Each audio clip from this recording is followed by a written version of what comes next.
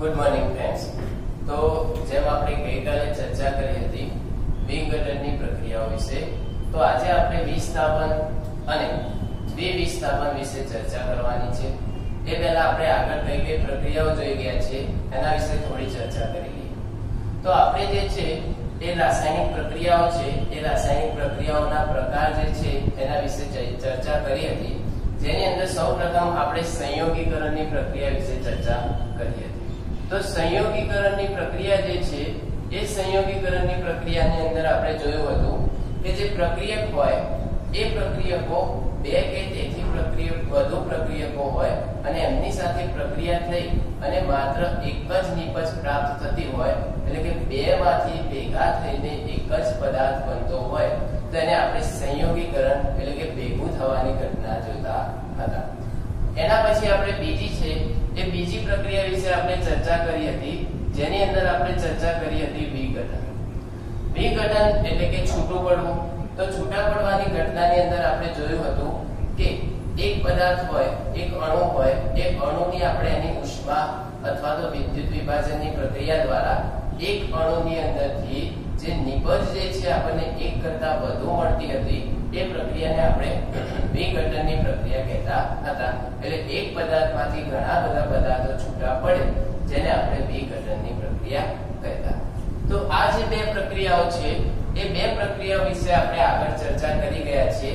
આ ઉપરાંત પણ હજી રાસાયણિક પ્રક્રિયાઓના જે પ્રકાર છે એ આપણે ભણવાના બાકી છે। તો આજે આપણે વિસ્થાપન અને દ્વિવિસ્થાપન આ બે રાસાયણિક પ્રક્રિયાઓના પ્રકાર વિશે ચર્ચા કરવી છે। તો અહીંયા આગળ આપણને શબ્દ આપેલો છે વિસ્થાપન। જો આપણે એની અંદરથી આ શબ્દ છૂટો પાડીએ સ્થાપન, એટલે કે કોઈ એક જગ્યાએ આપણે સ્થાન આપવું, એટલે કે સ્થાન જે છે એનું ચોક્કસ નક્કી કરવું। આપણે જે છે આપણા ઘણા બધા પ્રસંગોની અંદર સ્થાપના શબ્દ સાંભળતા હોઈએ છીએ। સ્થાપનાની અંદર આપણે એ જોતા હોઈએ છીએ કે ગણેશ સ્થાપન હોય તો આપણે મૂર્તિને છે એક જગ્યાએથી બીજી જગ્યાએ લાવીને મૂકતા હોઈએ છીએ। એ જ રીતે આપણી પ્રક્રિયાની અંદર પણ આ જ કાર્ય કરવાનું છે। સ્થાપન એટલે કે જે આપણો કોઈ એક અણુ હોય, એ અણુ છે એ લાવી અને બીજા સ્થાને એને મૂકવું, જેને આપણે સ્થાપના કહીએ છીએ। એ જ રીતે આ પણ પ્રક્રિયા વિસ્થાપન પ્રક્રિયા છે, એ પણ એના ઉપર જ આધારિત રહેલી છે। તો અહીંયા આગળ આપણે એક પ્રવૃત્તિ જોઈ છે। આ પ્રવૃત્તિની અંદર આપણે વિસ્થાપન પ્રક્રિયા જે છે એ કઈ રીતે થાય છે એના વિશે ચર્ચા કરીએ છીએ। તો અહીંયા આગળ આપણે એક પ્રવૃત્તિ જોઈએ। આ પ્રવૃત્તિની અંદર આપણે લોખંડની ખીલી અને કોપર સલ્ફેટના દ્રાવણની આપણને જરૂરિયાત ઊભી થાય છે। તો આપણે બે કસનળીઓ લેવાની છે। સૌપ્રથમ આપણે બે કસનળી લઈશું અને આ કસનળીની અંદર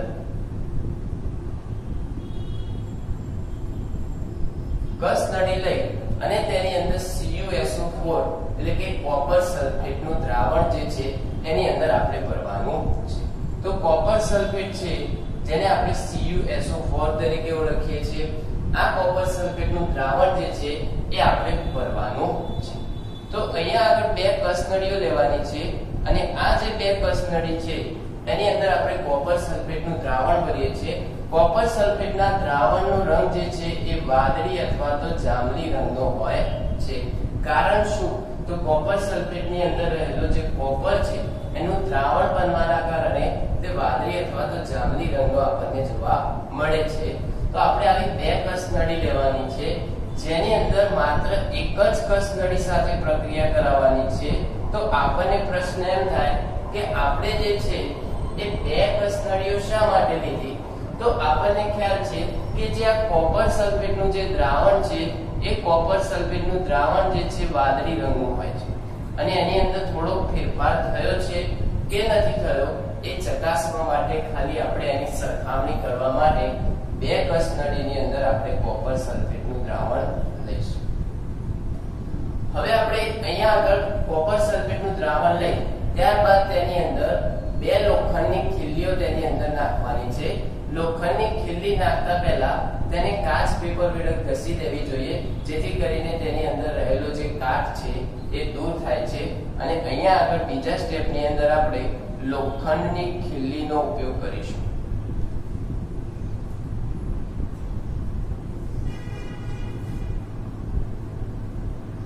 તો અહીંયા આગળ આપણે જોઈએ છે કે લોખંડની જે ખીલી છે એ આપણે CuSO4 ના દ્રાવણની અંદર લેવાની છે.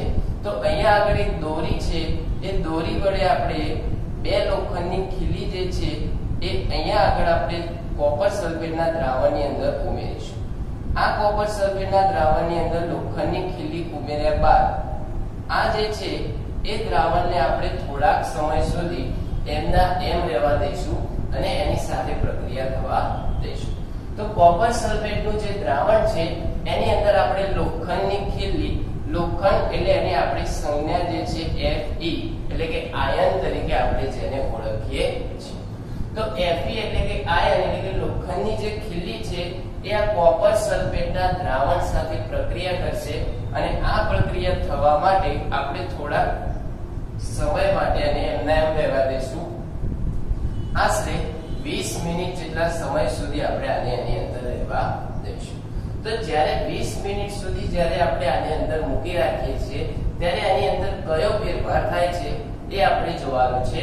તો જ્યારે 20 મિનિટ એની અંદર મૂકી રાખીએ ત્યારે જે આ લોખંડની ખીલી છે એ લોખંડની ખીલી જે છે એની ઉપર જે એનો કલર હોય છે એ કોપરની જે ધાતુ હોય એટલે કે જે કથ્થાઈ રંગનો જે આપણે કોપર એટલે કે તાંબાના વાસણો જોઈએ છીએ એ તાંબાના વાસણોનો જેવો કલર હોય છે એવો આ ખીલીની અંદર પણ કલર જોવા મળે છે, જેની ઉપર કોપરનું પડ જામેલું, સ્તર જામેલું જોવા મળે છે. હવે આપણને કેવી રીતે ખ્યાલ આવશે એ ચકાસવા માટે આ જે ખીલીઓ છે એ અને જે બીજી ઓરિજિનલ જે પહેલા આપણે ખીલી લીધી હતી એ બંનેની આપણે સરખામણી કરાઈએ તો જે પહેલી જે ખીલી છે એ જે આયનનો જે કલર હોય એના એ જ કલરની હોય છે. જ્યારે જે કોપર સલ્ફેટની અંદર જે ખીલી ઉમેરી હતી એની ઉપર કોપરનું સ્તર જોડાવાના કારણે આ જે છે એ કથ્થાઈ રંગની જોવા મળે છે અને આ જે છે એ જે આયનનો કલર હોય એના એ જ કલરની સ્વરૂપે જોવા મળે છે. તો કોપર સલ્ફેટના દ્રાવણમાંથી કોપર જે છે એ આ લોખંડની ખીલી ઉપર જમા થયું. તો આપણને ખ્યાલ છે કે જો દ્રાવણમાંથી કોપર જે છે આ ખીલી ઉપર જમા થશે તો દ્રાવણની અંદર કોપરનું પ્રમાણ ઓછું થતું આપણને જોવા મળશે. તો આપણે જે આની અંદર રહેલું કોપર સલ્ફેટ હોય એ કોપર સલ્ફેટનું દ્રાવણ જે છે એના વિશે જો ચર્ચા કરીએ તો કોપર સલ્ફેટનું જે દ્રાવણ જે આપણે ખીલી વાળું દ્રાવણ લીધું હતું એ રહી જે છે કસનળી એ આપણે લઈએ છીએ અને જે સૌપ્રથમ જેની અંદર આપણે કોઈ પ્રક્રિયા જ નથી કરી એ કોપર સલ્ફેટનું દ્રાવણ જે છે એ આપણે લઈએ છીએ અને જો બંનેની આપણે સરખામણી કરી તો જે પ્રક્રિયાની અંદર ભાગ લેતું હતું એ કોપર સલ્ફેટનું દ્રાવણ લઈએ અને જેને અંદર ભાગ નતો લીધો એ કોપર સલ્ફેટનું જો આપણે દ્રાવણ લઈએ તો બંનેની અંદર રંગની અંદર ફેરફાર જોવા મળશે. કયો ફેરફાર જોવા મળશે? તો આપણને ખ્યાલ છે કે કોપર સલ્ફેટ છે એ વાદળી રંગનું જોવા મળે છે. અહીંયા આગળ જે કોપર જે છે એ લોખંડની ખીલી ઉપર ચોંટી ગયો એટલે એ જે કોપરનું પ્રમાણ ઓછું થયું એટલે આ જે કોપર સલ્ફેટ છે એનો રંગ જે છે આછો થવા જોવા મળશે. એટલે કે કોપરનું દ્રાવણ ઓછું થવાના કારણે આ રંગ છે આછો થાય છે અને જે પ્રક્રિયામાં ભાગ નતો લીધો એ જે છે એ ઘાટો રંગ જોવા મળે છે. એટલે આ જે છે આપણે કોઈ પ્રક્રિયા કરવા માટે નથી રાખી, આ જે છે આની અંદર કયો ફેરફાર થાય છે એ બંનેની સરખામણી કરવા માટે રાખી હતી કે ભાઈ લોખંડની ખીલીની અંદર કોપરનું સલ્ફેટનું દ્રાવણ હોય તો એ દ્રાવણ જે છે કોપર ખીલી ઉપર ચોંટી જાય તો દ્રાવણની અંદર કોપર ઓછો થાય અને કોપર ઓછો થાય તો રંગ પણ આછો થાય છે અને જેની અંદર પ્રક્રિયા નથી થઈ એ રંગ જે છે એવો રહે છે, જેના દ્વારા આપણે અહીંયા આગળ સરખામણી કરી શકીએ. એટલે આપણું કોપર જે છે એ લોખંડની ખીલી ઉપર ચોંટી. તો આ જે પ્રક્રિયા છે એ સંપૂર્ણ પ્રક્રિયાનું જો આપણે સમીકરણ લખવું હોય તો એ સમીકરણ આપણે કઈ રીતે લખી શકીએ એના વિશે ચર્ચા કરી. તો આપણને ખ્યાલ છે કે જ્યારે આપણે પ્રક્રિયા કરાવી હતી ત્યારે આપણે લોખંડની ખીલી અને કોપર સલ્ફેટનું દ્રાવણ લીધું હતું.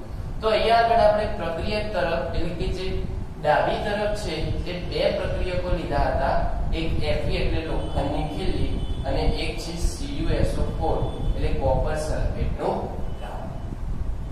તો તો બંનેની જ્યારે પ્રક્રિયા કરાય એટલે આપણને ખ્યાલ છે કે જે કોપર સલ્ફેટનું જે દ્રાવણ છે એ કોપર સલ્ફેટની અંદરનો રહેલો કોપર જે છે આયન ઉપર જોડાયેલો જોવા મળે છે અને અહીંયા આગળ જે છે એ એનું સ્થાપન એટલે કે વિસ્થાપન થાય છે અને આ વિસ્થાપનની ઘટના છે એની અંદર આ જે Fe જે છે એ આ કોપરને છૂટો પાડે છે અને કોપરને છૂટો પાડી તે Fe જે છે એ પોતાનું સ્થાન જે છે આ SO4 સાથે ગ્રહણ કરે છે એટલે કે જે Fe એટલે કે જે આયનનો અણુ છે એ કોપરને કાઢી મૂકે છે અને કોપરના સ્થાન ઉપર પોતાની સ્થાપના કરી દે છે એટલા માટે આપણે એને વિસ્થાપન પ્રક્રિયા કહીએ છીએ વિસ્થાપન પ્રક્રિયા એટલે શું તો આ સમીકરણના આધારે આપણે સરળતાથી સમજી શકીએ કે જે આ આયનનો અણુ છે એ આ આયનનો અણુ જે છે આ કોપરને દૂર કરી દેશે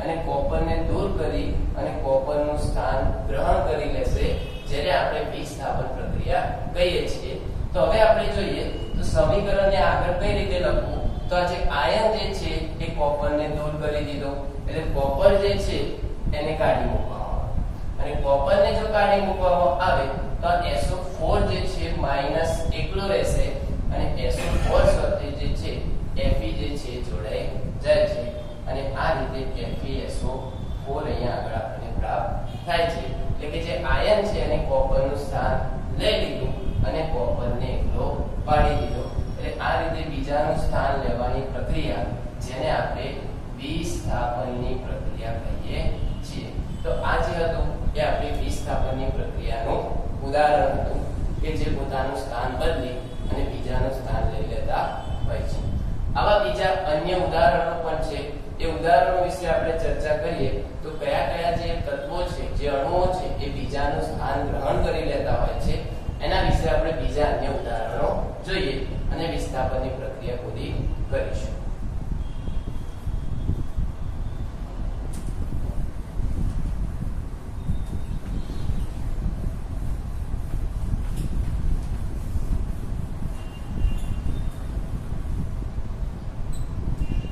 તો અહીંયા આગળ આપણે જોઈએ કે જે પહેલી વિસ્થાપનની પ્રક્રિયા જોઈ એ વિસ્થાપનની પ્રક્રિયાની અંદર આપણે આયન જે છે એટલે લોખંડની ખીલી લીધી હતી અને CuSO4 નું દ્રાવણ લીધું હતું આયન જે છે આ કોપરને દૂર કરતો હતો એટલે કોપર જે છે એકલો પડતો હતો અને એ પોતાનું સ્થાન જે છે કોપરના સ્થાને મૂકી દેતો હતો એટલે એ જે પ્રક્રિયા છે એ વિસ્થાપનની પ્રક્રિયા હતી આ ઉપરાંત આપણે જોઈએ તો અહીંયા આગળ આપણે એક બીજી ધાતુ લઈએ છીએ કે Zn એ Zn છે એ CuSO4 એટલે કોપર સલ્ફેટના દ્રાવણની સાથે જો પ્રક્રિયા કરાવીએ તો આ Zn ધાતુ છે એ પણ આ કોપરને દૂર કરી દેશે અને પોતાનું સ્થાન ગ્રહણ કરી લેશે અને Zn જે છે એ પણ SO4 સાથે જોડાઈ જાય છે અને કોપરને એકલો દૂર કરે છે એ જ રીતે આપણે એક બીજી ધાતુ લઈએ કે જે આપણે કહીએ છીએ Pb એટલે કે જેને આપણે લેડ તરીકે ઓળખીએ છીએ લેડ જે છે એ CuCl2 એની સાથે પ્રક્રિયા કરે છે અને કોપર જે છે એને દૂર કરે છે અને પોતાનું સ્થાન જે છે એ કોપરની સ્થાને ગ્રહણ કરી લેશે અને આને અલગ કરે છે તો આ દરેકની અંદર આપણે જોઈ શકીએ છીએ કે એક જે અણુ છે એ અણુ અન્ય અણુને છૂટો પાડી અને તેના સ્થાને બેસી જાય છે એ પ્રક્રિયાઓને આપણે વિસ્થાપન પ્રક્રિયા તરીકે ઓળખીએ છીએ તો હવે આપણને પ્રશ્ન થાય કે આપણે હવે જેમ આ પ્રક્રિયા કરી હતી એ પ્રક્રિયાની ઊંધી પ્રક્રિયા કરીએ કે જે આયન છે એ લોખંડની ખીલીની સ્થાને આપણે કોપરની ખીલી લઈએ અને દ્રાવણ જે છે આયનનું લઈએ તો અહીંયા આગળ આપણે કોપર ધાતુ લઈએ અને આયન જે છે FeSO4 લઈએ તો આ પ્રક્રિયાની અંદર કોપર આયનને દૂર કરી અને એના સ્થાન ઉપર બેસી અને વિસ્થાપનની પ્રક્રિયા કરશે તો આ પ્રક્રિયા આગળ થતી નથી તેનું કારણ શું છે તો અહીંયા આગળ જે આયન જે છે એટલે કે જે Fe નો અણુ છે એ કોપર કરતા વધુ સક્રિય છે વધુ સક્રિય એટલે કે આપણે સાદી ભાષામાં કેવું હોય તો આયન જે છે કોપર કરતા વધુ તાકાતવર છે એટલે કે આયન વધુ તાકાતવર હોય તો તે આને ઘરની અંદરથી બહાર કાઢી અને તે પોતે પોતાનું સ્થાન લઈ લેશે એ જે છે એ વધુ તાકાતવર હોવાના કારણે આ પ્રક્રિયા કરી શકે છે પણ અહીંયા આગળ આપણે જોઈએ તો આની પાસે જે છે ઓછી ઉર્જા છે અને આની પાસે જે છે વધુ તાકાત છે, એટલે આ ઓછી તાકાત વાળો આને દૂર કરી શકતો નથી, એટલે આ પ્રક્રિયા આગળ જઈ શકતી નથી. એટલે કોપર જે છે એ આ જે ત્રણ ધાતુઓ છે એ ત્રણ ધાતુઓ એટલે કે આયર્ન, લેડ અને ઝિંક આ બધી ધાતુઓને દૂર કરી પોતે જે છે એમના સ્થાન ઉપર બેસી શકતો નથી, કારણ કે જે છે આ જે છે સક્રિય ધાતુઓ છે અને સક્રિય ધાતુઓ કોપરને દૂર કરી શકે છે પણ કોપર જે છે સક્રિય ધાતુને દૂર કરી શકતો નથી. આ એક સમજવા જેવી બાબત હતી જેના વિશે આપણે ચર્ચા કરી અને આ જે છે આપણા વિસ્થાપનના ઉદાહરણો હતા. તો વિસ્થાપનની રાસાયણિક પ્રક્રિયા જે છે અહીંયા આગળ પૂરી થાય છે અને એક જગ્યાએથી બીજું સ્થાન ગ્રહણ કરવું એને આપણે વિસ્થાપન પ્રક્રિયા તરીકે ઓળખીશું.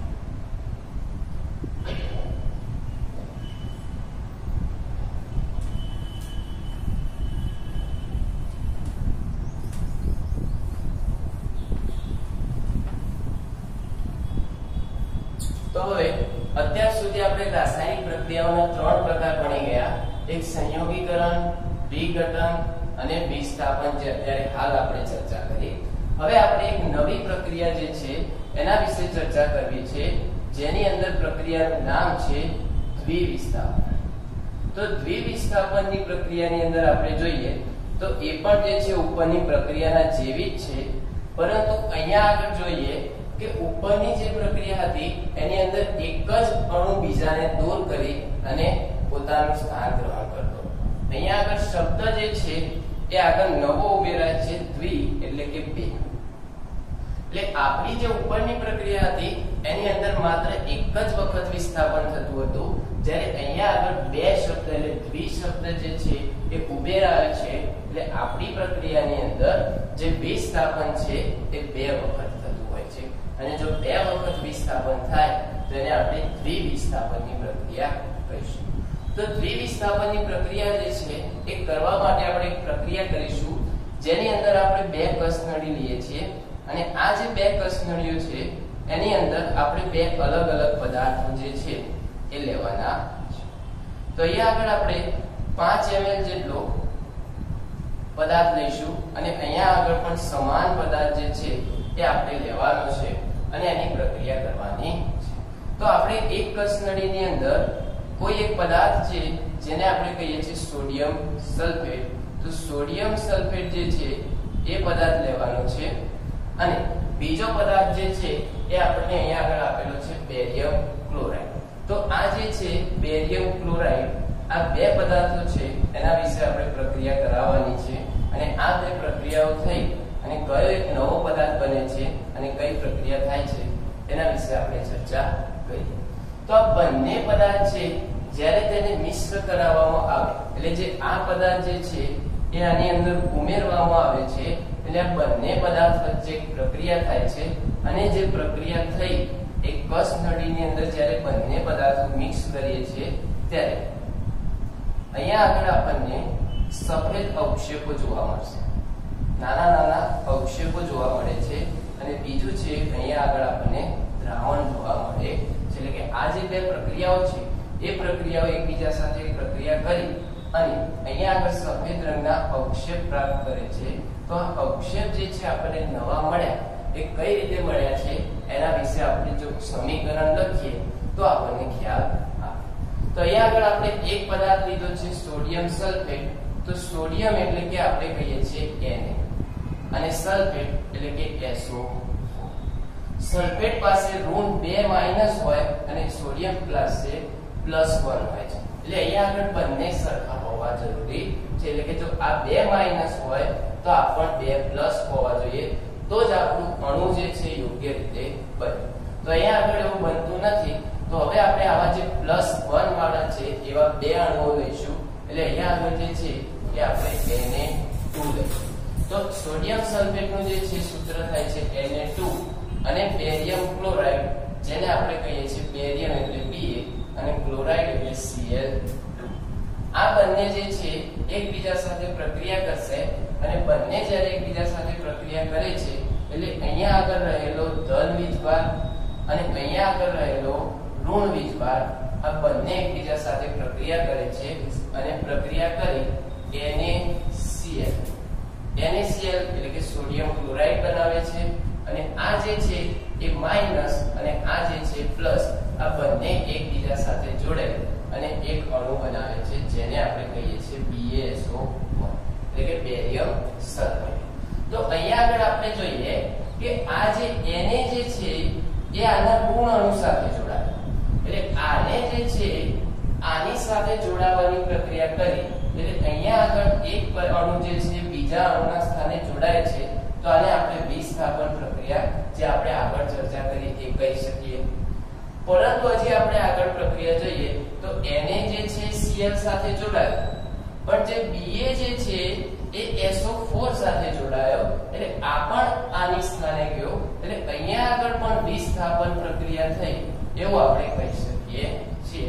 એટલે અહીંયા આગળ પણ વિસ્થાપન અને અહીંયા આગળ પણ વિસ્થાપન પ્રક્રિયા થઈ એટલે અહીંયા આગળ વિસ્થાપનની પ્રક્રિયા બે વખત થાય છે એટલે આપણે આ પ્રક્રિયા જે છે જેને દ્વિવિસ્થાપન તરીકે ઓળખીએ છીએ કારણ કે આનું વિસ્થાપન છે બે વખત થતું જોવા મળે છે જેથી કરીને આપણે આને દ્વિવિસ્થાપન પ્રક્રિયા કહીશું. હવે આપણને જે આ કસનળી છે બંને પદાર્થો મિક્સ કરતા હતા એટલે આની અંદર આપણને અવક્ષેપ પ્રાપ્ત થતા હતા જે અવક્ષેપ છે એ BaSO4 ના છે. સફેદ રંગના જે અવક્ષેપ છે એ BaSO4 ના છે અને જે દ્રાવણ છે એ NaCl નું છે એટલે કે સોડિયમ ક્લોરાઇડ નું છે. તો આ જે હતી એ આપણી દ્વિવિસ્થાપનની પ્રક્રિયા છે એના વિશે ચર્ચા કરી. હવે આપણે જે આગળની શરૂઆતની જે રાસાયણિક પ્રક્રિયાઓ ભણતા હતા એ વખતે આપણે જે રાસાયણિક પ્રક્રિયાઓ છે એના વિશે ચર્ચા કરી હતી. આ જે રાસાયણિક પ્રક્રિયાઓની અંદર આપણે જોતા હતા કે મેગ્નેશિયમની પટ્ટીને જ્યારે આપણે હવામાં સળગાવતા હતા એ એક પ્રક્રિયા હતી. પછી જ્યારે આપણે પ્રવૃત્તિ 1.2 કરતા હતા ત્યારે તેની અંદર એક બીજી પ્રક્રિયા થતી હતી અને એ જે પ્રક્રિયા હતી એ Ki સાથે એટલે કે પોટેશિયમ આયોડાઇડ સાથે આપણે પ્રક્રિયા કરાવતા હતા જેની લેડ નાઇટ્રેટ સાથે આપણે પ્રક્રિયા કરાવતા હતા. તો આજે આપણે ફરીથી એ પ્રક્રિયાનું આગળનું ઉદાહરણ જોઈએ અને આપણે જે આ ચાર પ્રક્રિયાઓ ભણ્યા એની અંદરની કઈ પ્રક્રિયા એ સમીકરણની અંદર જોવા મળે છે એ વિશે આપણે ચર્ચા કરીએ. તો આગળની જે પ્રવૃત્તિ હતી એ પ્રવૃત્તિની અંદર આપણે જે બે કસ નળીઓ છે એ બે કસ નળીઓની અંદર બે અલગ અલગ પદાર્થ લેતા હતા. એક જે છે એ Ki એટલે કે જેને આપણે કહીએ છીએ પોટેશિયમ આયોડાઇડ.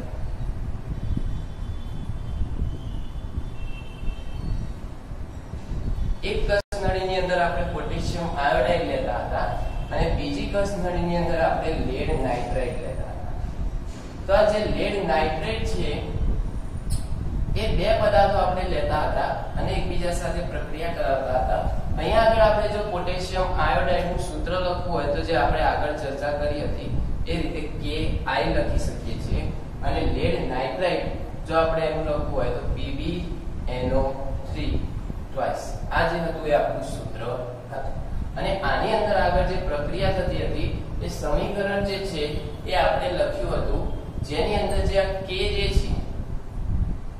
છે એ NO3 સાથે જોડાતો એટલે K જે છે એ પ્લસ વીજભાર વાળો માઈનસ વીજભાર વાળા સાથે જોડાતો હતો અને KNO3 બનાવતો હતો અને આ જે I જે છે એ Pb સાથે જોડાતો હતો એટલે કે જે આ પ્લસ છે એ માઈનસ સાથે જોડાતો હતો અને Pb I નો અણુ આપણને પ્રાપ્ત થતો હતો.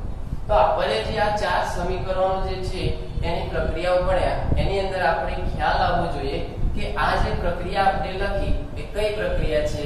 તો અહીંયા આગળ આપણે જોઈએ કે આ K જે છે એ આની સાથે જોડાય છે એટલે અહીંયા આગળ એક વખત વિસ્થાપન થયું એટલે કે એક જે છે એ બીજા સાથે જોડાયો અને તેનું સ્થાન ગ્રહણ કર્યું. એ જ રીતે આ જે છે એ બીજા સાથે જોડાય છે એટલે અહીંયા આગળ એક ફરી વખત વિસ્થાપનની પ્રક્રિયા થઈ અને જો બે વખત વિસ્થાપનની પ્રક્રિયા થાય તો એને આપણે દ્વિવિસ્થાપનની પ્રક્રિયા કહેતા હતા. એટલે આપણે આગળ જે છે સમીકરણ વિશે ચર્ચા કરી હતી પણ તે કઈ પ્રક્રિયાનું છે એના વિશે ચર્ચા નથી કરી, કારણ કે આપણે જે ભણ્યા હતા નહીં. પણ અહીંયા આગળ આપણે એનું ફરીથી ઉદાહરણ લીધું અને પ્રક્રિયાને ઓળખી પાડી કે તે કઈ પ્રક્રિયા છે. અને આ રીતે જે છે તે આપણે બે પ્રક્રિયાઓ વિશે ચર્ચા કરી, જેની અંદર આપણે વિસ્થાપન પ્રક્રિયા કરી.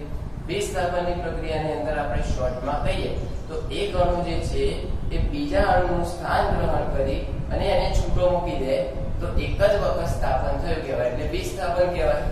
અને દ્વિવિસ્થાપનની અંદર એક અણુ બીજા અણુને છોડે છે અને બીજો છે એ પહેલા સાથે જોડાય છે, એટલે બે વખત સ્થાપના થાય, એટલે આને આપણે દ્વિવિસ્થાપનની પ્રક્રિયા કહીએ છીએ.